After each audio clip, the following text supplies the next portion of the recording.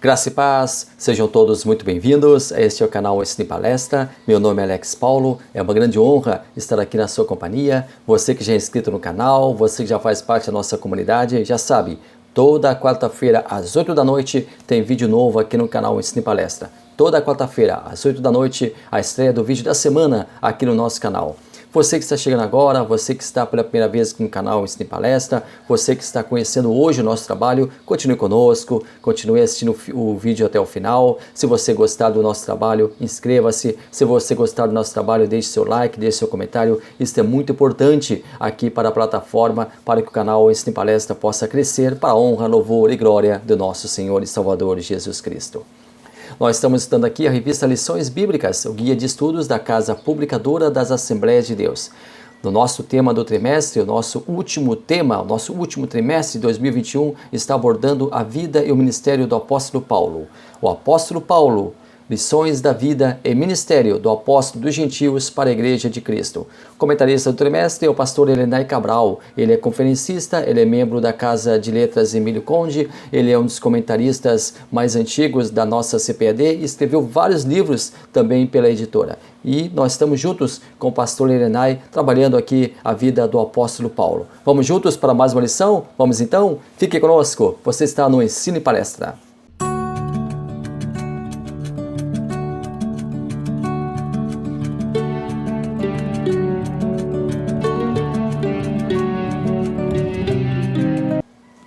A nossa lição de hoje é a lição número 11, o zelo do apóstolo Paulo pela sã doutrina. Nós temos a nossa revista A Verdade Prática, nós temos a leitura diária, nós temos a leitura bíblica em classe, que se encontra lá na primeira carta de Paulo a Timóteo, capítulo 6, versículos 3 ao 6. Primeira carta de Paulo a Timóteo, capítulo 6, versículo 11. Primeira carta de Paulo a Timóteo, capítulo 3, versículos 14 ao 17. Nós não costumamos ler aqui a nossa leitura bíblica em classe, porque ela é um pouco extensa geralmente, mas convidamos você a fazer a leitura porque é importante, é primordial, é absolutamente primordial você fazer leitura dos textos que nós estamos apontando aqui na tela para que você entenda o trabalho, para que você entenda a nossa lição desta semana. Nosso primeiro tópico, ortodoxia versus heterodoxia. Primeiro subtópico, dois termos técnicos importantes. Segundo, conceito de ortodoxia. E o terceiro, conceito de heterodoxia. Primeiro, nós temos que saber o que é ortodoxia. Segundo o nosso comentarista do trimestre, pastor Elenay Cabral, ortodoxia é a absoluta conformidade com um princípio ou doutrina. Então, Paulo, ele era ortodoxo, porque enquanto judeu, ele tinha a lei, ele tinha os preceitos judaicos, lutava por eles. Paulo, ele perseguia os judeus exatamente por ser ortodoxo, exatamente por ter a lei, por ter os costumes, por ter a tradição judaica no seu coração, na sua mente. Ele entendia que aquele grupo que surgira, falando de um tal de Jesus Cristo que morrera na cruz do Calvário, aquele grupo estaria confrontando a lei judaica, estaria tentando diminuir a lei judaica. Então ele era ortodoxo no sentido de que ele tinha absoluta convicção com o princípio e a doutrina judaica. E depois que Paulo se converteu? Depois que Paulo entrou, ou na verdade nem chegou a entrar ali em Damasco e já encontrou-se com Jesus. Aí sim, ele entra em Damasco cego e depois de 3 dias é curado da cegueira. Nós já estudamos isso aqui no canal Ensina e Palestra. Depois que Paulo teve um encontro com Jesus, ele continuou ortodoxo. Sim, só que agora a sua ortodoxia ela ganha um novo parâmetro. A partir de agora, ele começa a ser um ferrenho defensor de Jesus Cristo, um ferrenho defensor do Evangelho, um ferrenho defensor da igreja. E ele também entende e aceita a conformidade e as doutrinas do cristianismo. Então, Paulo, ele continuou sendo ortodoxo. Porque após encontrar-se com Cristo, ele passou a defender o Evangelho em sua integralidade. todas as suas características, todas as suas especificidades. Então, o apóstolo Paulo, ele tinha uma pregação ortodoxa. Muitos de nós,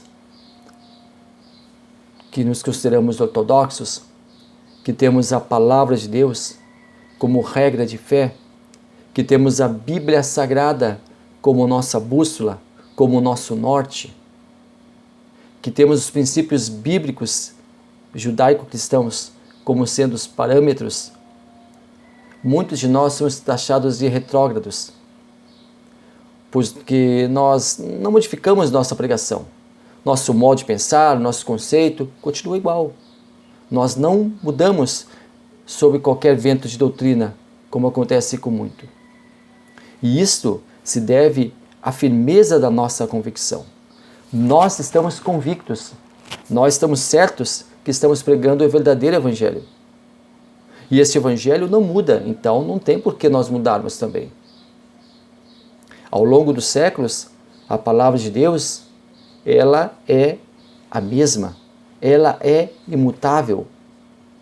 Hoje em dia, muitos querem fazer uma revisão da Bíblia. Você já deve ter ouvido falar aí.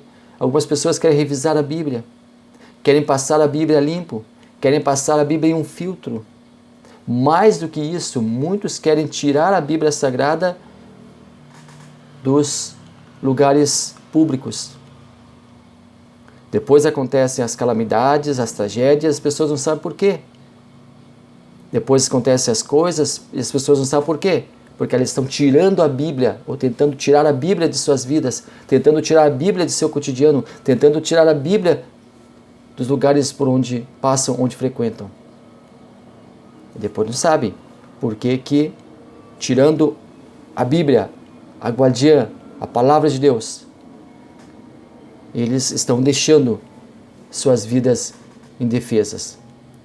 E isso, tirar a Bíblia, arrancá-la dos lugares públicos, arrancá-la dos lugares por onde passam as pessoas, os lugares considerados públicos e tutelados pelo Estado, tirar a Bíblia é inadmissível. Mas tudo bem. Importante que a Bíblia esteja no nosso coração. Importante que a Bíblia esteja no nosso coração. Importante é que nós tenhamos ela no nosso coração e na nossa mente e sigamos ela como o único norte. A palavra de Deus, ela foi escrita por homens inspirados por Deus. Deus é o autor dela. Ela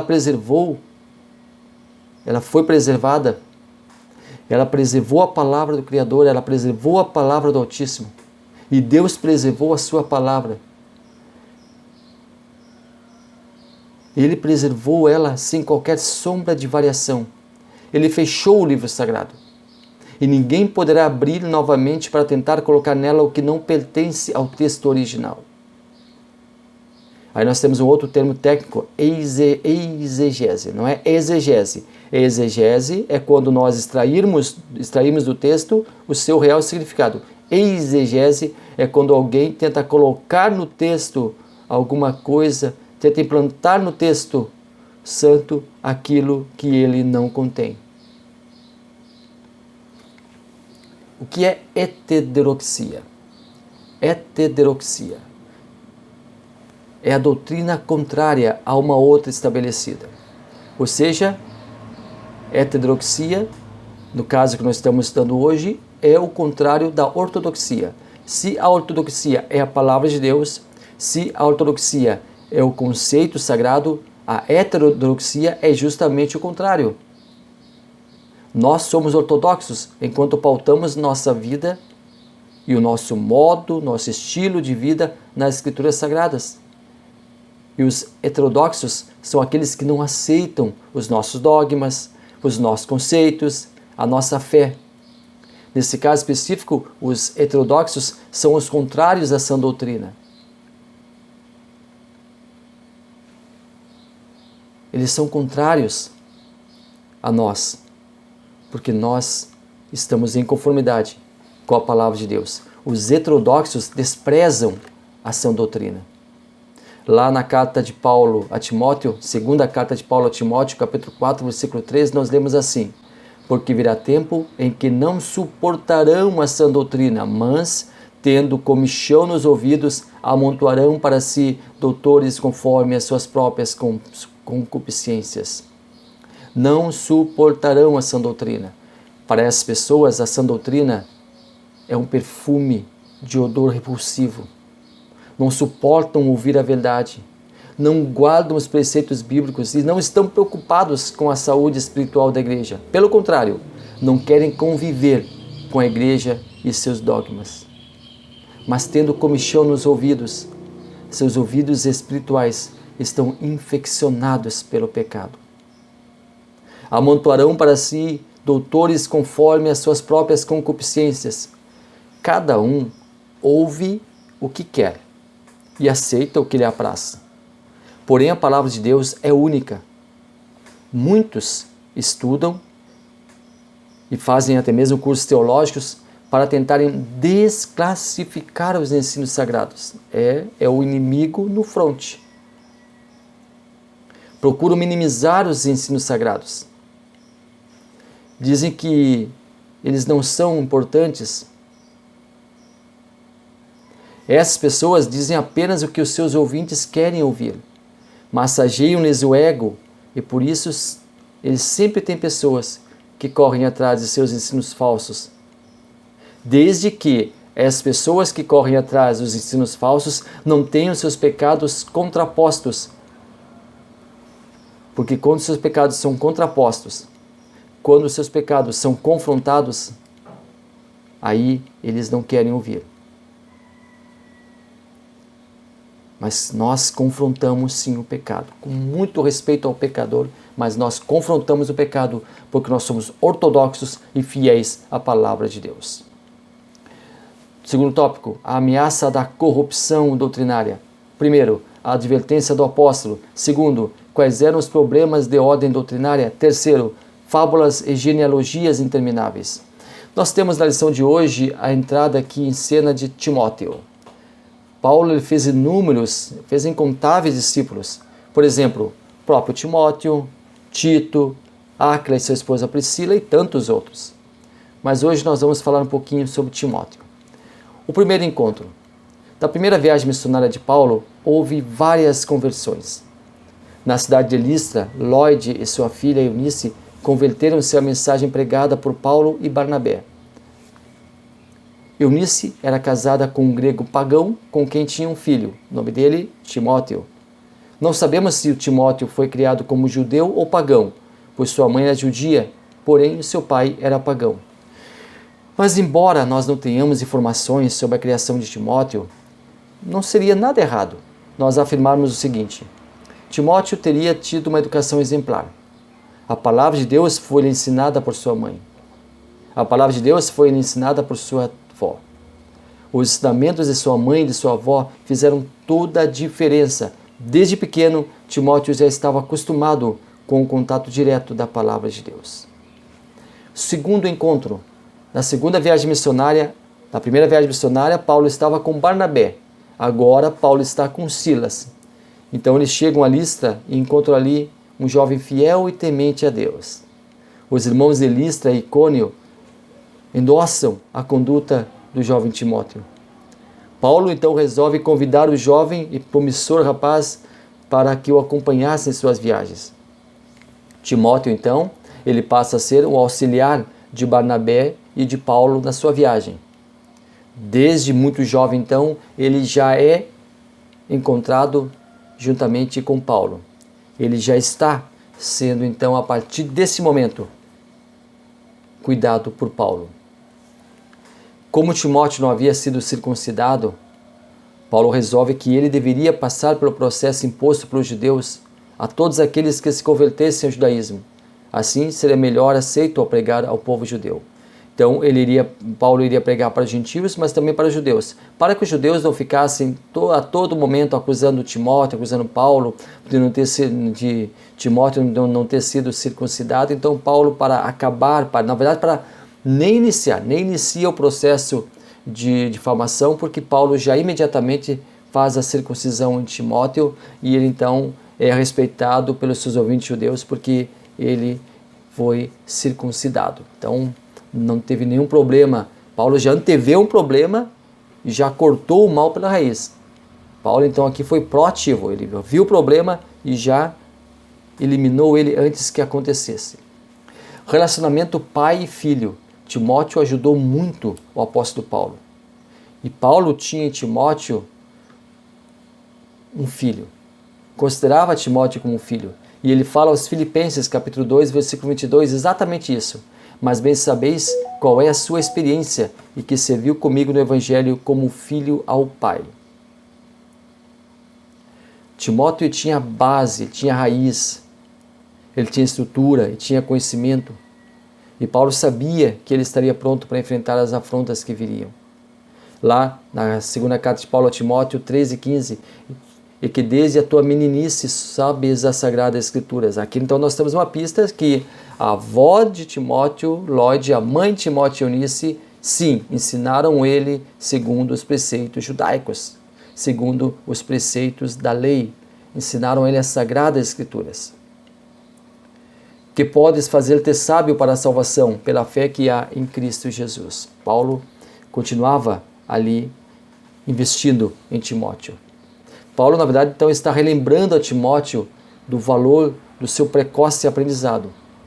Agora, naquele momento, ele era um obreiro que continuaria em pleno desenvolvimento através dos valiosos estamentos de Paulo, que era o seu tutor, era o seu conselheiro, era o seu pastor. Assim como Paulo foi criado aos pés de Gamaliel, Timóteo foi criado aos pés de Paulo, por assim dizer.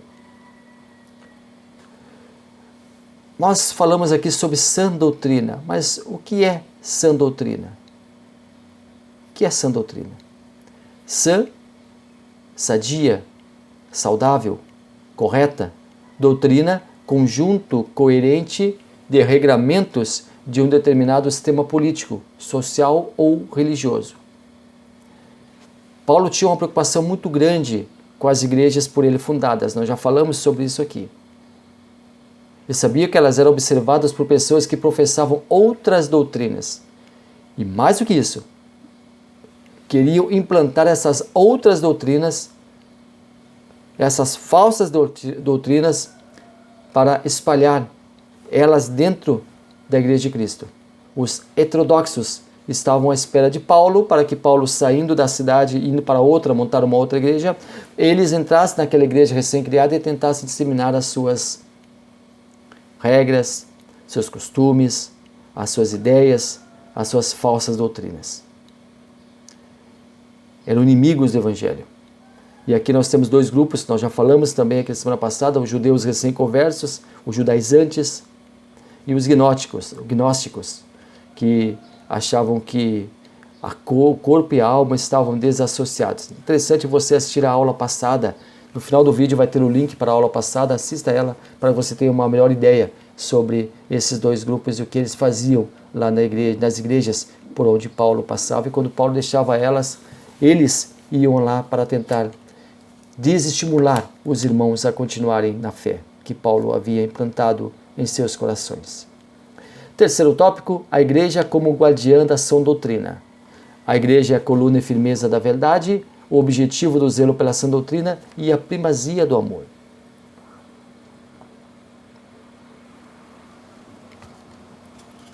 As nossas doutrinas. A teologia sistemática, como nós chamamos, é um conjunto de doutrinas muito caras para nós evangélicos.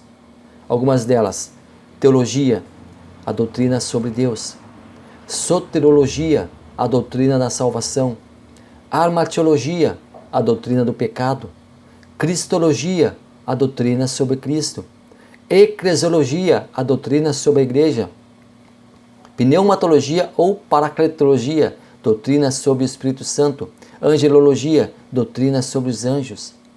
E o estudo dessas doutrinas, dentre outras, nós temos apenas algumas, é fundamental para que nós tenhamos uma ideia firme, uma preocupação correta, porque nós temos sim que nos preocupar com a saúde espiritual da igreja, conforme falamos aqui, e com a nossa saúde espiritual, com o nosso bem-estar espiritual, com o nosso relacionamento com Deus. E a nossa preocupação faz com que nós estudemos essas doutrinas para saber a vontade de Deus para as nossas Bíblias. Quer sejamos líderes, obreiros, membros, se nós analisarmos essas doutrinas, se nós temos o cuidado de observá-las, nós seremos muito melhores na sociedade onde vivemos e na igreja onde praticamos a nossa fé. A doutrina sadia é o estudo das matérias que eu acabei de elencar aqui, à luz da palavra de Deus, sempre estudando à luz da palavra de Deus, sempre buscando o amparo do Espírito Santo para uma perfeita compreensão dos fatos. Paulo, ele aconselha Timóteo para que ele continue na sã doutrina, continue naquilo que ele havia aprendido. Porque Paulo sabia que Timóteo havia sido muito bem instruído pela sua mãe e pela sua avó. Ele sabia que durante a sua infância, Timóteo ganhou uma gama de conhecimentos acerca da lei, acerca de Deus, acerca de como se portar como uma pessoa idônea. Timóteo teve, junto de sua mãe e de sua tia, uma verdadeira e sadia doutrina. Porém, caso Timóteo não tivesse herdado essa bagagem tão rica, tão vasta de conhecimento acerca de Deus, Paulo precisaria então mostrar os rudimentos da fé para Timóteo, mas isso não foi preciso. Agora, o jovem discípulo Timóteo aprendeu muito aos pés de Paulo. Aprendeu com a sua mãe, aprendeu com a sua avó os rudimentos, mas aprendeu sistematicamente, intensivamente com o seu grande líder, com o seu grande tutor, com o seu grande mestre, Paulo. E durante todo o processo das jornadas com Paulo, ele continuava aprendendo. Paulo não cansava de ensinar. Todos que partilhavam da companhia de Paulo tinham nele uma grande fonte de conhecimento e sabedoria. Para concluirmos, você persevere naquilo que você aprendeu. Nós aprendemos a sã doutrina. Nós aprendemos que a Bíblia Sagrada é a nossa regra de fé. Nós aprendemos que os evangelhos bíblicos, nós aprendemos que os livros bíblicos, nós aprendemos que as sagradas letras, elas devem fazer parte do nosso cotidiano. Elas devem ser a bússola. Elas devem ser o balizador para a nossa vida. Deus Pai, Deus Filho, Deus Espírito Santo, a doutrina da Trindade é cara para nós e inegociável. A salvação pela graça é uma doutrina cara para nós e inegociável. A morte vicária expiatória de Jesus Cristo na cruz do Calvário, nos concedendo salvação, é uma doutrina cara para nós e inegociável. Um dia nós estarmos na glória com Cristo Jesus, para todo sempre, é uma doutrina cara e inegociável. Jesus vai voltar para buscar a sua igreja, é uma doutrina cara e inegociável. O arrebatamento da igreja virá, e após esse arrebatamento da igreja, a sua igreja, os filhos santos, aqueles que guardaram a doutrina, aqueles que guardaram a sã doutrina, estarão para sempre com Cristo. Isto para nós é caro e inegociável. Não negocie as suas convicções. Não negocie o que você aprendeu. Não negocie a sua fé. Não negocie o seu crédito à palavra de Deus. Continue firme, continue ortodoxo, e Deus vai abençoar você e vai guardar você em meio a esses ventos de doutrinas que estão aí. Você vai ficar firme, você vai ficar absolutamente firme e protegido e protegida e enraigada, convictos da certeza que nós estamos trilhando o caminho certo. Muito obrigado a você que esteve aqui conosco, muito obrigado pela sua companhia, foi uma grande honra, foi um grande prazer. Não esqueça, quarta-feira, 8 da noite, tem um vídeo da semana aqui e você a qualquer momento pode entrar aqui no nosso canal e assistir os nossos vídeos. Isso para nós é um prazer imensurável. Deus abençoe maravilhosamente a sua vida.